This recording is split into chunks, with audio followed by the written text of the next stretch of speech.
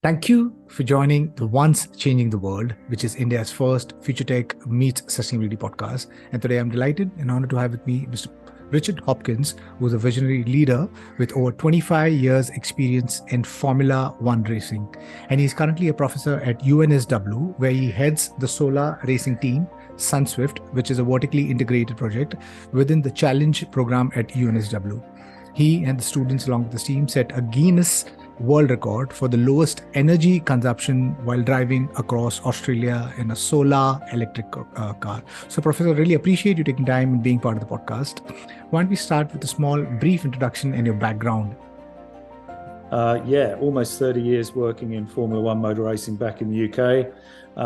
Started at the age of 16, left school, and had an amazing opportunity to join a Formula One team. And as then an avid Formula One fan, that was just an opportunity that I couldn't pass up. So forwent any tertiary education, no college and no university for me, which is slightly ironic now that I have professor in my title. Not something that I share with too many of my students, because I don't want to promote the fact that maybe you don't need to go to university, but I think it is a really good thing to do. But yeah, professor now. But yeah, 28 years in the world of Formula One. Started very low down on the ladder, and worked my way up over those 28 years, culminating in my last 8 years being part of the Red Bull Formula One team and helping to sort of propel them to success. No wins, no championships when I arrived, but when I left 8 years later, 50 Grand Prix wins and 4 World Championships. Look, I'm not a qualified engineer, by the book. I don't have a degree, but I have spent, over 30 years now, showing my age in engineering and across engineering. But I think what I've realized is my superpower is maybe more human engineering and extracting the most out of humans within that sort of system of engineering, and understanding that the technology is key. Innovation is part of what we do, but it's a human being behind it, and really maximizing the potential in that sort of team environment. And I guess, that's where I excelled in the world of Formula One. And now I'm kind of trying to do the same thing within a university. Ironically, it's all kind of come full circle. Maybe I'm giving back a little bit, but with Sunswift Racing, using that sort of human engineering philosophy and creating positive cultures and maximizing what we can do as a team. Lovely. How cool is that? And how super inspiring it is, because I'm not trying to undermine, the traditional education over here, but I think it all starts with the desire and intent, and any human being which has got the desire and intent, he or she can do amazing thing. And especially, you've done this, when there was no internet, no free education. Today, we have MOOCs, massive open online course, internet is the teacher over there, and so much of education in the form of podcasts, books, art, music. It's where you look. And you said extracting human expertise and knowledge, and that's so very important. The age, where we stand, where we at the convergence of, man meets machine, But I think, when we extract maximum value from humans and where their expertise can come in a collaborative way, I think we can build innovations which can truly upend the way we have been functioning, hierarchical function. So we're sitting at such a pivotal moment in human history, where if we take the right choice, I think we can create such a bright, open world where collaborative effort from around the world, where innovation could completely upend the way we live, work, and play. So, right from an engineer to a professor at UNSW, what was the transition? How did you decide to get into, being a professor and a solar electric vehicle? Hey, look, I think if we really wanted to look back at my career right from the start, I don't think I actually made too many choices. I think I was more presented with the opportunity. Look, I'm known within my team of students as being the person who always struggles to say no to a good idea. And you know, this was just part of the journey, I suppose. Look, I arrived in Australia 7 years ago, really not knowing what the next chapter was going to be. The first chapter was a reasonably cool one in Formula One, and I guess I was just looking for that next opportunity, but really no idea what was going to happen next. And really, it was a case of just leaving the house, walking out of the front door, and starting to have coffees and conversations with people, and looking at what was going to happen next. I knew it that I was I'm English, so I'm going to be a little bit, reserved about how I say this, but I knew I was good at what I do, and it was really, where can I apply that same sort of strategy, that same methodology, and where else can I put it?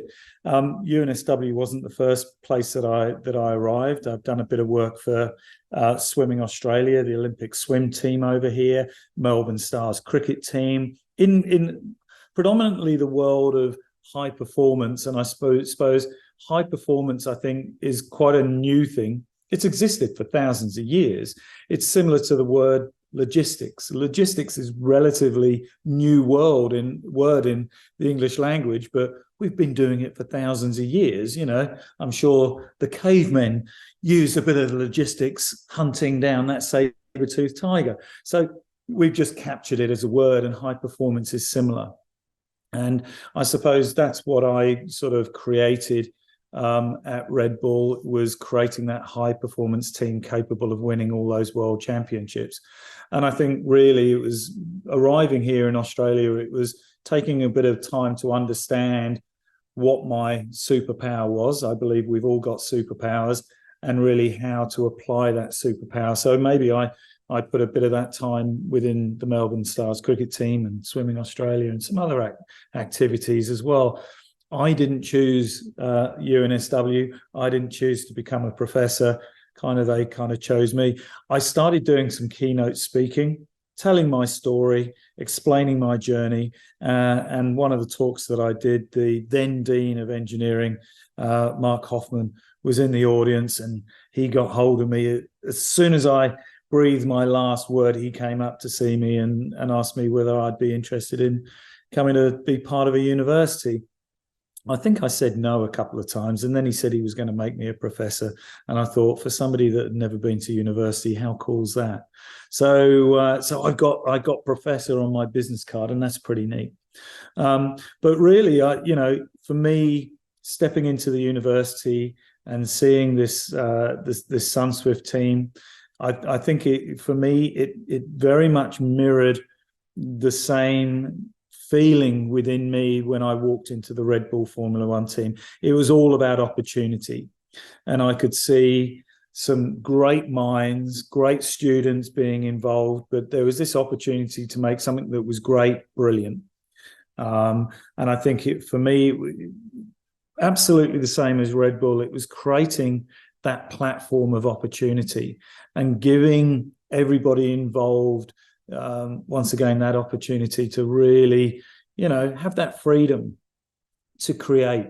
If there are boundaries, break those boundaries down. And I think for every student within Sunswift, hopefully they would make the same remark, that they do have the freedom within that space. Maybe we've created a bit of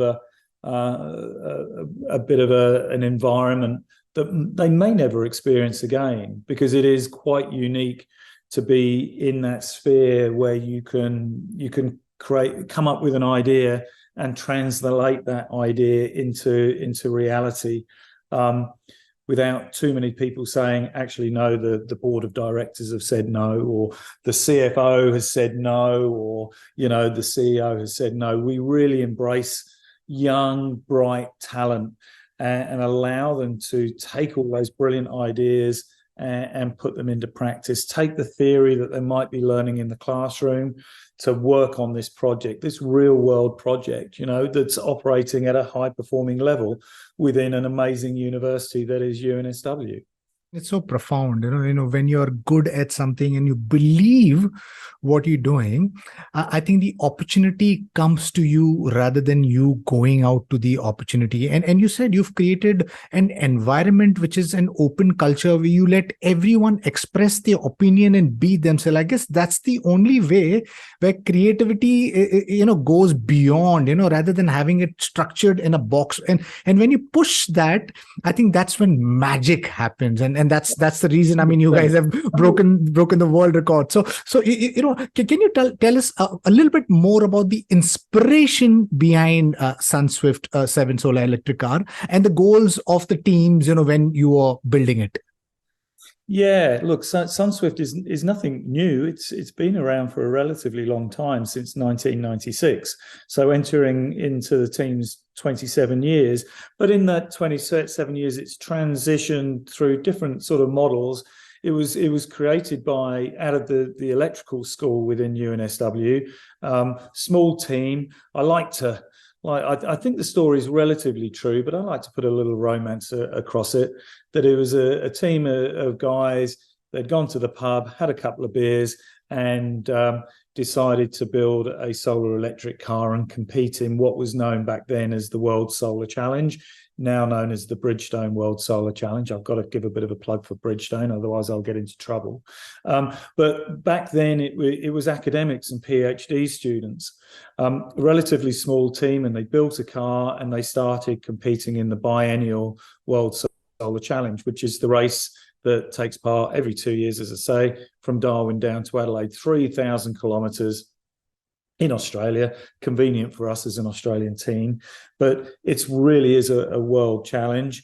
Over 70 teams compete from, 35 or 40 different countries, really from all four corners of the globe, predominantly university teams. It's a challenge for technology, but it's certainly a challenge for all the team members that take part. It takes 5 or 6 days in searing heat across Australia. Quite an amazing thing to do, real validation for all the exploits of the teams that build these amazing cars. But yeah, so 27 years, and the journey sort of has gone through that academic sort of PhD student, and it ran through, certainly at UNSW, to be an undergraduate project, but an extracurricular project. And it was only sort of 2 or 3 years ago, and you mentioned it, the challenge program, vertically integrated projects, UNSW being real pathfinders on this, really, and embracing something that was developed back in the States at Georgia State University, which is this VIP structure, which is a program that is designed to take these predominantly undergraduate sort of extracurricular projects and embed them within the curriculum. So now all the students involved in Sunswift are part of a project, but it's a project that's within the curriculum. So they get their units of credit and it goes towards their degree. So whereas before it was maybe a little bit more hobby-based, it now has true structure. It has, as it's a course, it sort of has a contract of commitment, if you like.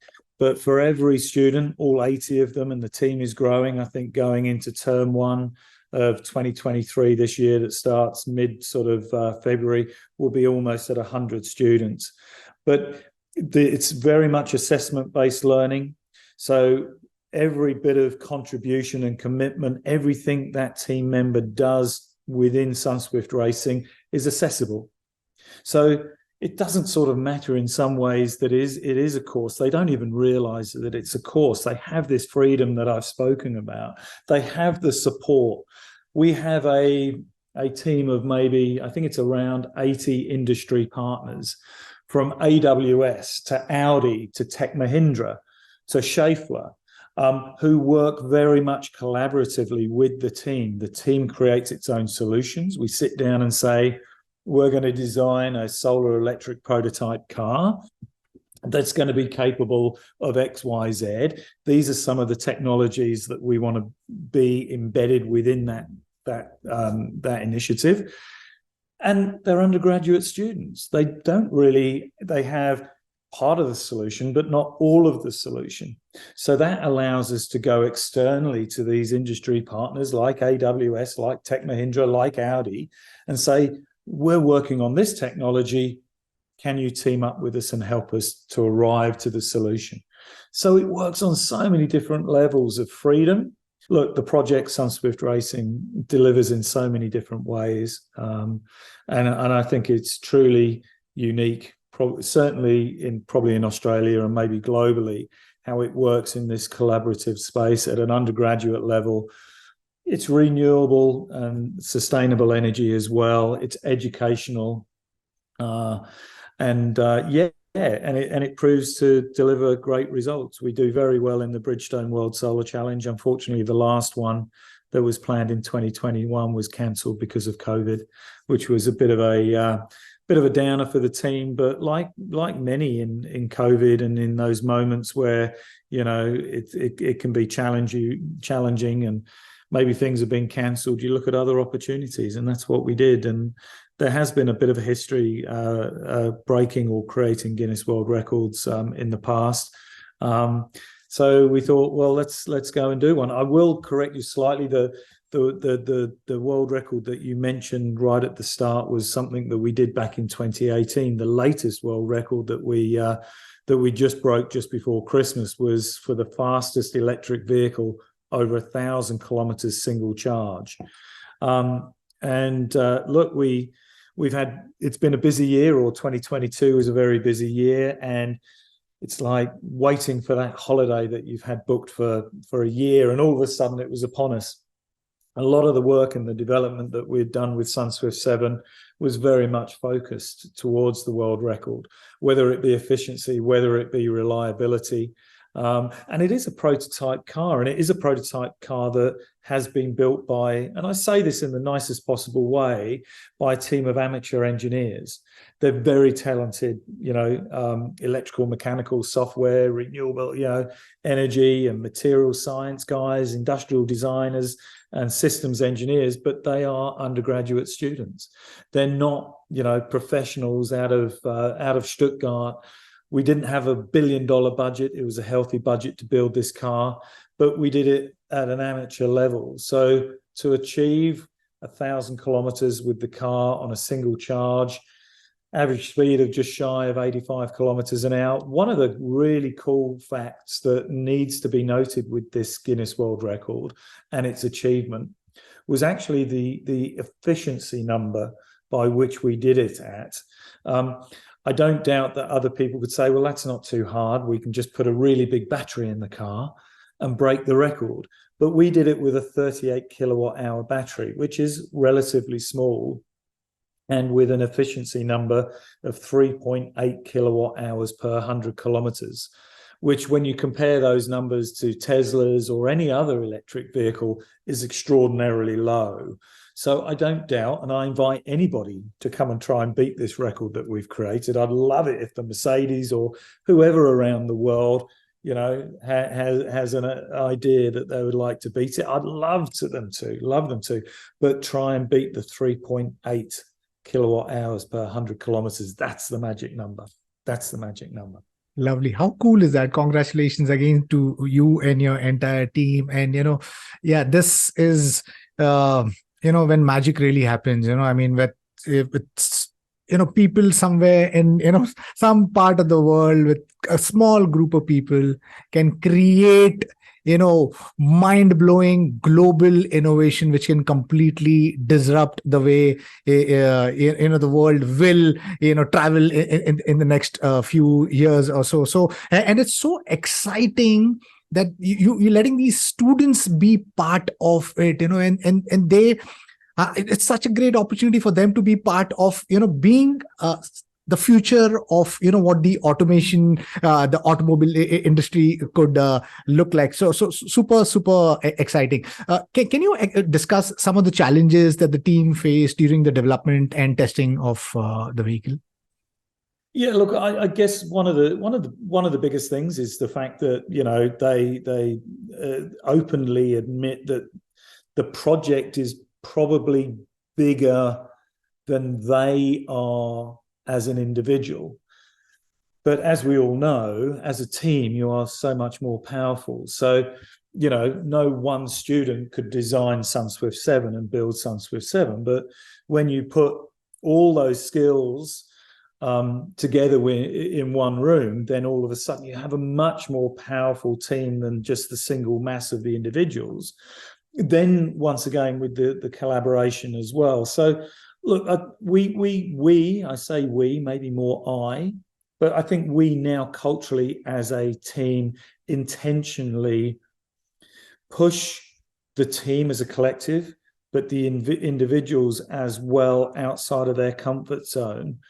You know, to put any team or any individual, I always use this analogy when I'm interviewing applicants to join the team. I always use this as a bit of an analogy, a bit of an example.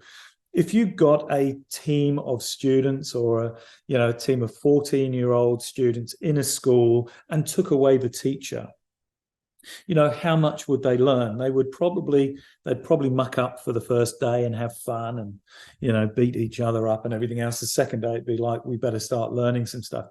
But if they don't have the books, if they don't have the support network around them to actually advance, they just stay stagnant. We intentionally sort of put the team and the students into areas that they are not familiar with. If I've got software engineers that enjoy writing code, well, let's get them doing something else. Let's get them doing other embedded systems or something else that they are forced to learn. And if they are forced to learn, then they themselves are innovating as individuals. Education and change is innovation. And if they do it at the individual level, we do it at the team level and the project level.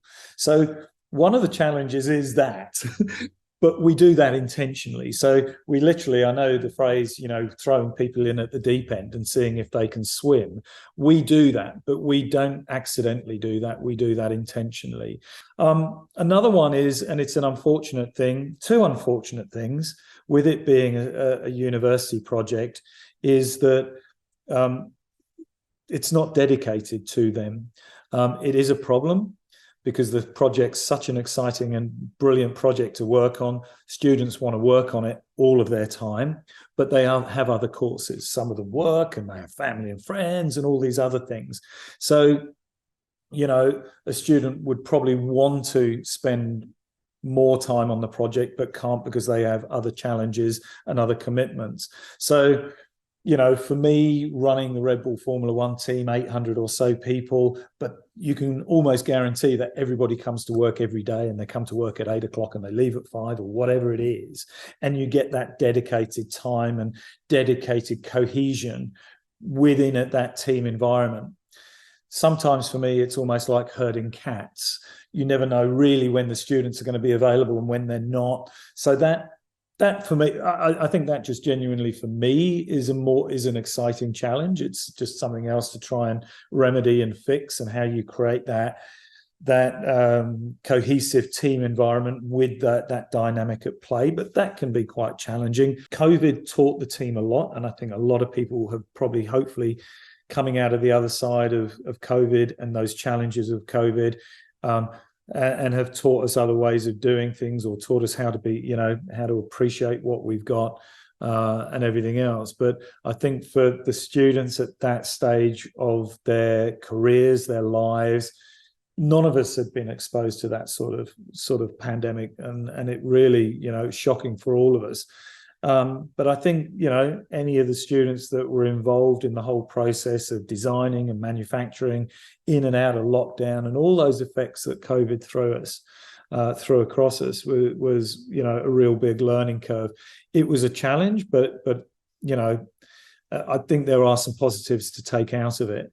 So, and the other problem I have is students leave, they graduate, so I know I've only got them for a set period of time.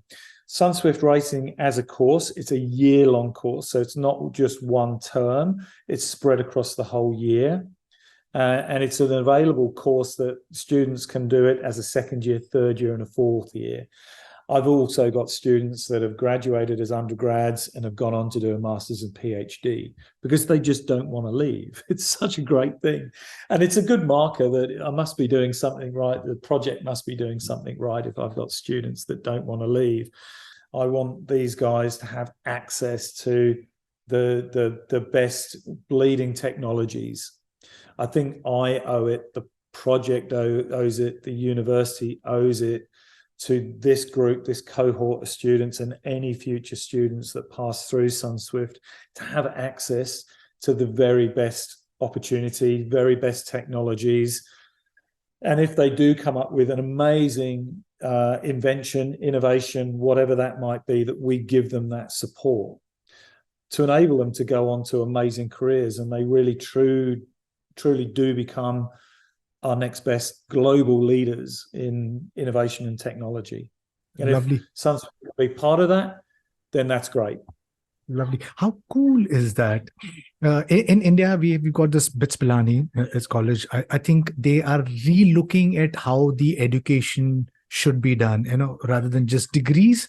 They're looking at skills, and they're letting their students take off, do startups. So I hope, because this is itself, it's such a great opportunity for students to kind of learn, build, and be part of a product which could completely disrupt the way we travel, so and you've got great industry partners, so I hope that more students who stick with you and possibly build this, look, education, university education is amazing, and what it has to offer is fantastic. And maybe you mentioned it too, that there's other ways to learn, there's alternative ways of learning as well, and the future of education, just holistically, is going to have to change because the world is changing around us. Traditionally, these institutions, schools, high schools, universities have been slow to transition. As I say, I think really proactive of UNSW certainly to adopt this vertically integrated project way of educating, which is that sort of collaboration model.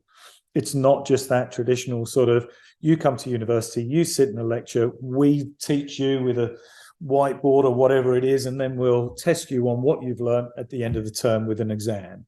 This is not that. This is very proactive. It's very progressive way of learning. It is taking that sort of what you do learn in theory in the classroom one day, and it allows you to put it into practice in this practical way. And we've seen such a change. Look, when I'm 51 years old. When I was, a kid growing up, these devices didn't exist.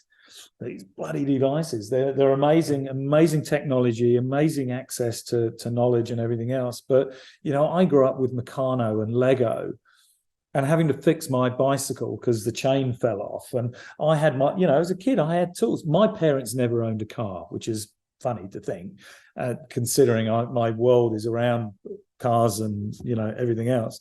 But I grew up, as a curious child, and I think the world's innovators and engineers are overly curious, and I think we as engineers have this level of curiosity that we're not only trying to find out about things, but we're trying to find a better solution to what we have around us, whether it be a mouse or whether it be a phone, whatever it be. We look at things in a different way and we want to make it better. And all I'm doing at Sunswift is taking the most curious individuals and inviting them in and say, I'm going to allow you to be as curious as you like. Love your curiosity. So, I had that growing up. All my friends, on a Sunday morning, they were helping their dads fix their cars back in the day where cars just didn't run like they do today. They needed constant maintenance. But that gave my friends and me access to that practical way of how things work. Now we see examples, and I've seen examples, not naming any names, but I've seen young student engineers being able to do the FE, the finite, work on a the design of a bolt, but they may never have held a pair of spanners. So they don't know how to do a nut and bolt up, but they can design one. It's very important. Maybe it's an old school approach, but I think it's one that should be and must be part of our way of working for years to come. We must understand how things work, the practical side, before we were able to apply the theory. So the learning that Sunswift offers is that blended way of learning. It is the theory and it is the practical, and mashing them together so you get the best of both worlds. What I do with Sunswift is run it more like a not-for-profit rather than a university course. So they learn all those soft skills, all those leadership skills, all those ways of how to work in that team environment, and ultimately create these really massively well-employable students at the end of it, and more rounded. You know, students within Sunswift will openly admit that they learn more in a term within Sunswift than they do within their entire degree. Let's turn all those degrees into that sort of way of learning. Look, Eddie, it might not be for everybody either. You know, some students like that sort of way of learning, of that textbook way of learning, sitting in lectures and sitting exams, but it's not for everybody.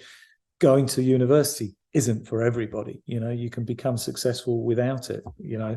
So we've just got to, you know, we've got to think of where the world is, where the world's going, and educate and create pathways through high school, or maybe younger, through universities and into careers, and create this collaborative, blended way of education and innovating. And maybe that's a really good way of you know, creating a better world rather than it be working in the silos that we are today. This car is still not market ready. When do you think, or what do you think will it take for it to go to market? My first question. Second is Hevn, your startup, your company. Yep. What's the role that's going to play? And third question, again, I mean, three questions. Who are the peers, you know, because that you look up to? There's Aptera, which is looking at solar vehicles. Who are the other peers in the space? Question one, Sunswift 7. Okay, Sunswift 7 is, remembering that it is it's a university project. It's designed around predominantly education, moving more into the realms of, you know, universities, certainly in Australia, are built around education and research, not necessarily around commercialization in that sort of traditional sense that maybe they are in America.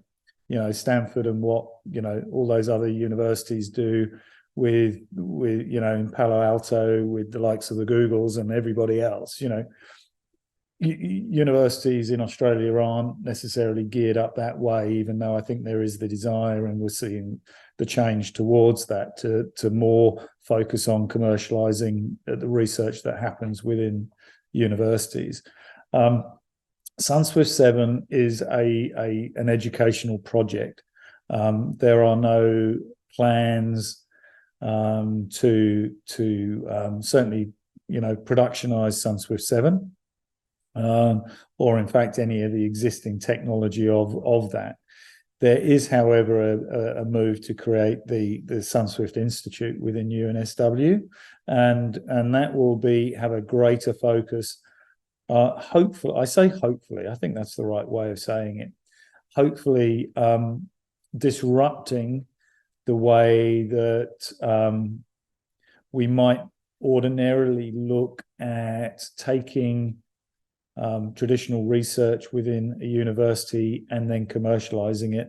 I'd more like to see it done in more of the way that maybe we do things in a Formula One team, or maybe we do things already within Sunswift Racing. But rather than Sunswift going to industry and asking for help, we get industry coming to Sunswift asking for help. And I think because of the successes of the initiative, we are already seeing that sort of that change, where, you know, rather than it's purely an industry partner, not necessarily naming any names, but helping Sunswift solution Sunswift's problem. We're getting problems that Sunswift have that are of greater benefit maybe to that industry partner than they ordinarily thought. And the idea is to transition it all the way over to having an institute where we can triage problems, have a waiting room for industry partners to come into saying, we've got this problem and we really want your help with it.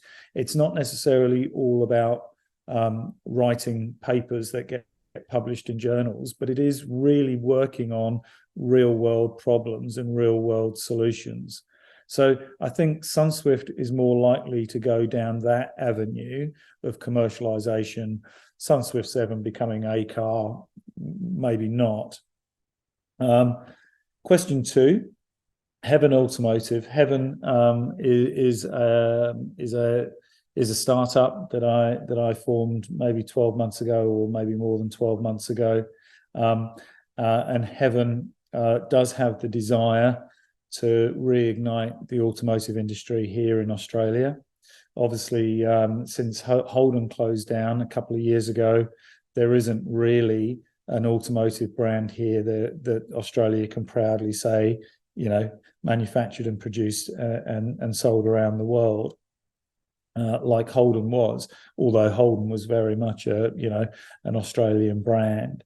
But I don't see any reason why we can't do that once again here in Australia.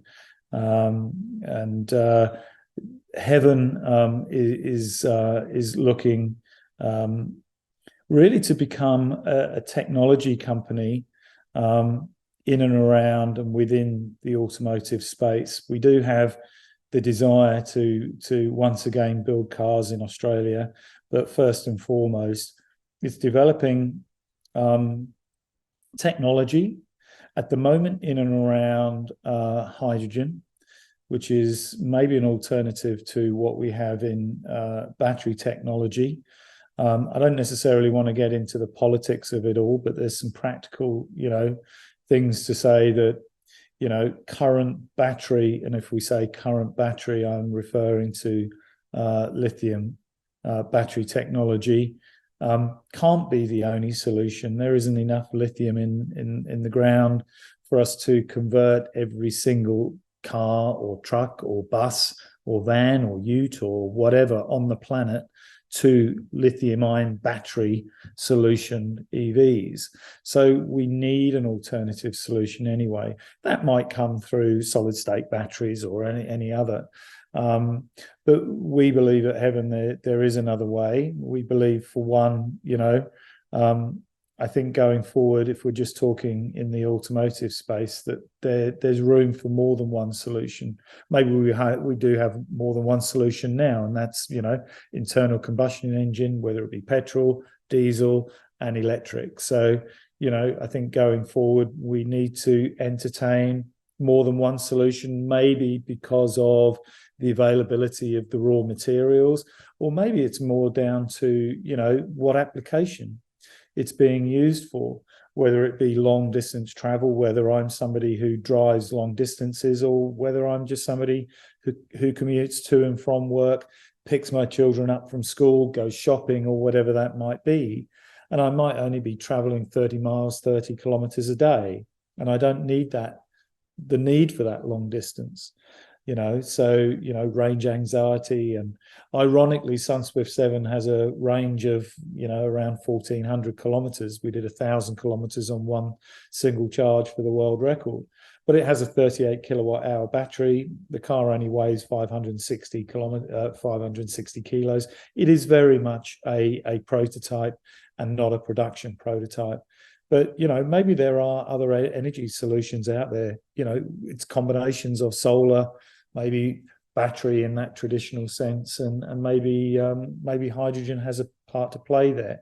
And we think it certainly does. But maybe we are entering into, a phase where we need to consider multiple different options. And I think with Hevn, we see, we stand on a bit of a energy agnostic sort of approach and platform where we think there are multiple solutions, and hydrogen can certainly play a part.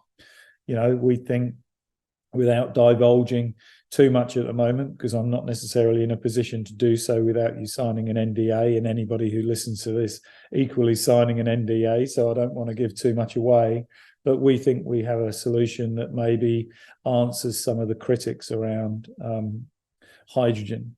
But I think any technology that's new always comes up with some challenges. The cost of producing hydrogen being one, but you create demand, and all of a sudden, once you've created demand, costs come down. So once we get hydrogen into a real usable space and a usable technology, the costs will come down. But certainly our solution is one that will address that, the cost of producing and everything else, the storage and how we store it and how we use it. Look, and I'm not necessarily saying for one moment that hydrogen is the answer and the alternative to battery technology. I think it's just another option and another solution to that. So look, it's an exciting journey we're on. We've got a young team working on the technology right now. We're at the stage where we're looking for seed funding, not a lot of money. If anybody wants to invest in Hevn, it's look, we stand on a platform where we've had success before, whether it be me within Formula One, whether it be some of the other activities the team's been involved in. So we have a history of success in what we get involved in. So it's an exciting time.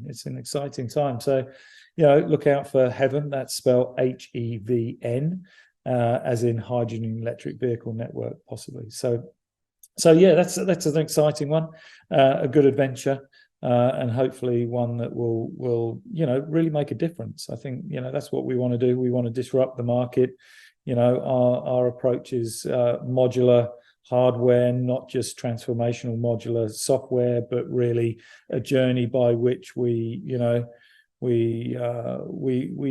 at the environment in more of a net zero way, and maybe not that throwaway culture that we currently have. And I don't certainly condone people transitioning to electric vehicles when they've got a fully functional car sitting outside their house or in a car park under their house or whatever it is. The production of electric vehicles right now is really not great for the environment. But we seem to globally be, whether it be governments and government targets and everything else, promoting the production of brand new electric cars, but that in itself is not great for the environment. Hold on to your existing. If it's an internal combustion engine petrol car, it already exists. It's already done its damage. It's continuing to do damage through burning fossil fuels, but trust me, the creation of an electric car will over its life do even more damage than burning those fossil fuels for the moment. It's just a different way of looking at things, and I think the journey we are on as a global nation is one of education and understanding what the effects are and some of those decisions we make around that. That's maybe a bigger discussion. Really appreciate. It was a truly honor and privilege to be speaking to you. My last question, we are staring global climate crisis. It's the largest existential threat, if I may say so. IC vehicles have been part of the problem, but here you are saying that even the EV production, large scale EV production, could possibly in the long term be a huge problem. Maybe talk about that. And someone who's been vested in the space for the longest time, who understands, IC vehicles, EVs and solar vehicles, what, according to you, could be the right approach of what we call the future of automation, automobile industry? Yeah, look, I think we just need to take a look at the transition and the journey we're on. Continuing from what I was saying before, if every single car on the planet that exists today, we retired, we gave up, we never used again, and we swapped every single car for an EV, for an electric vehicle, that would be absolutely disastrous to the planet. It's not possible to do that. So I'm not suggesting, that's a problem that we're going to encounter, because it's just not possible. It's just not feasible. We just can't do it. But to take that example, it is through legislation and government targets and through a lot of fear. And you're quite right. The problems that the planet is facing are real, and it does need addressing, and it does need to be a change that every single one of us need to take some responsibility for. But I do feel in some ways that everybody on the planet is being told that if you go out and buy an electric vehicle, you're going to change the planet. You're going to help. You're going to move the 1.5 degrees. And largely that's true, but I don't think we're being told the full story. In as far as, as I say, everybody can go and have a look. You can Google it. Volvo did a very good study. It's all open source. You can go and find it. They compared the complete life cycle of one of their little small SUVs. I think it's an XC40. And they produce a petrol version and they produce a diesel version. And they analyzed everything right the way up through, from the car existed all the way up through the supply chain, through manufacture, material sourcing and everything else, up to the point of the car appearing in a showroom as a brand new vehicle, and then looked at its life going forward. And what the study showed that was effect on the environment, you would have to own the electric car for 10 years. And that's 10 years of, using renewable energy to power that vehicle for it to have the same equal effect as the petrol car. So that is the actual effect of producing an electric vehicle and harm on the environment. It is the equivalent of 10 years ownership of an internal combustion engine car. So the effects are real. So as I say, for everybody to transition to an electric car would be detrimental to the environment. So, if you do have a fully functional petrol car, I've got a 4-year-old BMW sitting outside. If I was to continue to own that, that is arguably a better option towards the environment than if I just forgot about that car and went out and bought an electric vehicle. I'm putting demand on mining, demand on lithium ion and cobalt and all these other materials that are required to build that car. And that environmental effect is far, far greater than if I just continue to own this car. Rather than the governments maybe making the influence, I'd much rather the consumer make informed decisions based on fact, based on education. And I think that's something that's missing. We don't have access to that sort of information. And, maybe we should, maybe me as a 51-year-old living in Sydney, I have a daughter, I have a dog, I have a wife, I go to the shops twice a week, I commute to work 3 times a week, and my commute is 40 miles or 40 kilometers or whatever it is. I click a button and it tells me what I should do. Keep your car, go and buy an electric car. Based on these facts, this is what you should be doing as an individual, and with the greatest consideration towards the environment. But at the moment, we are just being told, go and buy an electric car. That will save the planet. And in some respects, it will. And I'm not saying that's a bad, well, I am saying it's a bad thing. All I'm saying is, give us the education, give us the answers, give the world the answers, educate everybody, and let everybody make the informed decision. And I think we could do a better job at moving the needle, changing that 1.5 degrees, than just everybody listening to governments and listening to trend.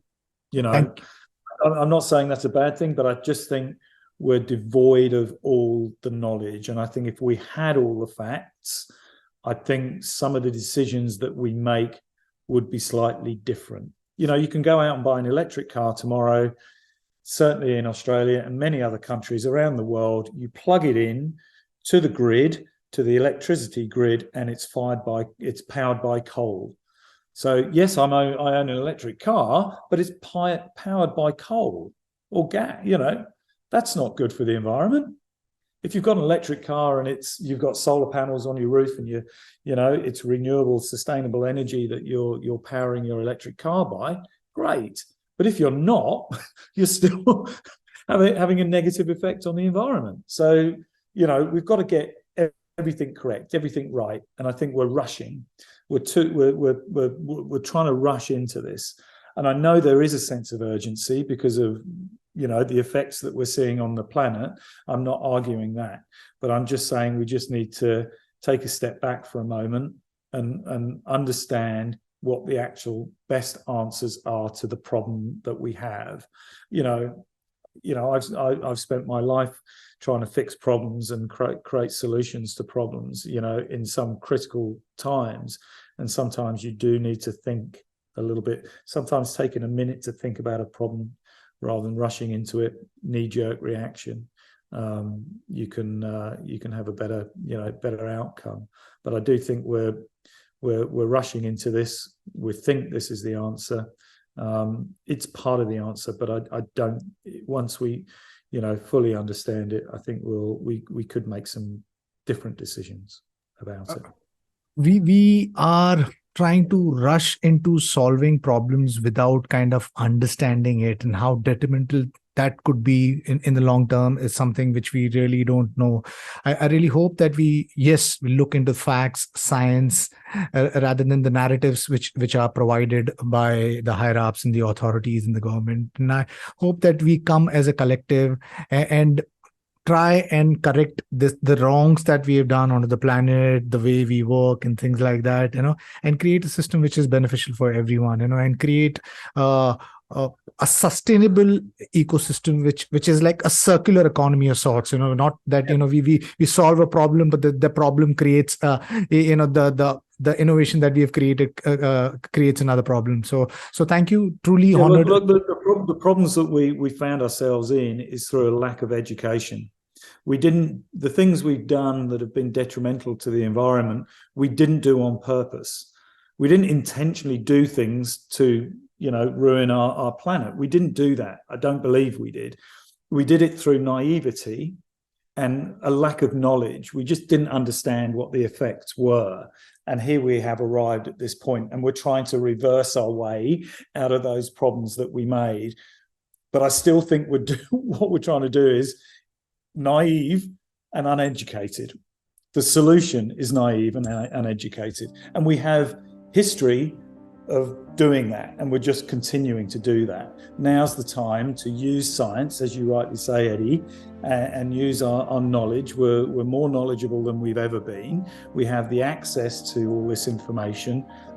Let's do some really good research and come up with those answers. And actually, when we do push the button and say, this is what everybody has to do, it's the right thing. And we all know it's the right thing, and we all do it in a genuine way, rather than governments and OEM motor manufacturers selling us electric cars because it's going to help their profit. That's not the reason why we should be doing it. Thank you. Really appreciate. And I think my perspective has changed with the last few, words that you said, because I've always been negative towards, people who damage the environment. But I think, I guess we are naive, and we are possibly, it's not ignorance and arrogance, but it's just possibly we are naive. And I hope that we understand that and maybe correct that. And because I think together we can do so much, So wish you the very best for Sunswift and Hevn. And really, truly, it's a complete pleasure and honor to have you on the podcast. And to my listeners, if you like what you see and hear, then please press the subscribe button. Until next time, see you guys. Bye-bye. Thank you, Richard. Really appreciate this.